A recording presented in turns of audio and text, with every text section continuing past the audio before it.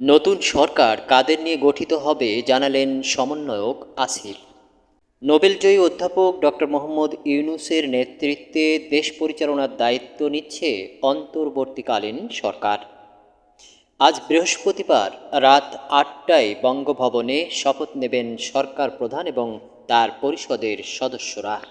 এর আগে অন্তর্বর্তীকালীন সরকার কেমন হবে, কাদের নিয়ে গঠিত হবে তা নিয়ে একটি বার্তা দিয়েছেন বৈষম্য বিরোধী ছাত্র আন্দোলনের সমন্বয়ক আসিফ মাহমুদ। বৃহস্পতিবার সামাজিক যোগাযোগ মাধ্যম ফেসবুকে একটি পোস্ট দিয়েছেন তিনি।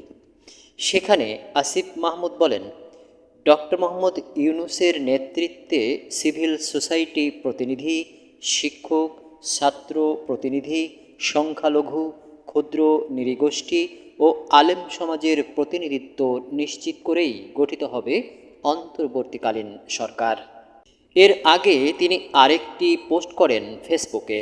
তিনি লেখেন, আমরা উদ্বেগের সঙ্গে লক্ষ্য করছি বিচার বিভাগে এখনও আগের সরকারকে টিকিয়ে রাখতে সাহায্য করা বিচারপতিরা বিচরণ করছেন।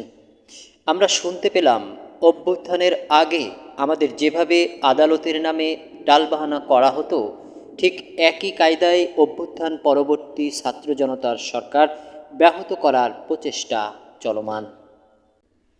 তিনি আরও বলেন, আমরা অচিরেই প্রধান বিচারপতি, আপিল বিভাগের বিচারপতিদের অপসারণ দাবি করছি।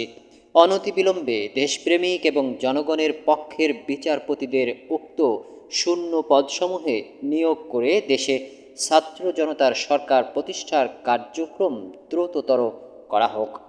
আশা করব সকালের মধ্যেই বিচারপতিগণ স্বেচ্ছায় পদত্যাগ করবেন, অন্যথায় আমাদের কঠোর কর্মসূচির দিকে যেতে হবে।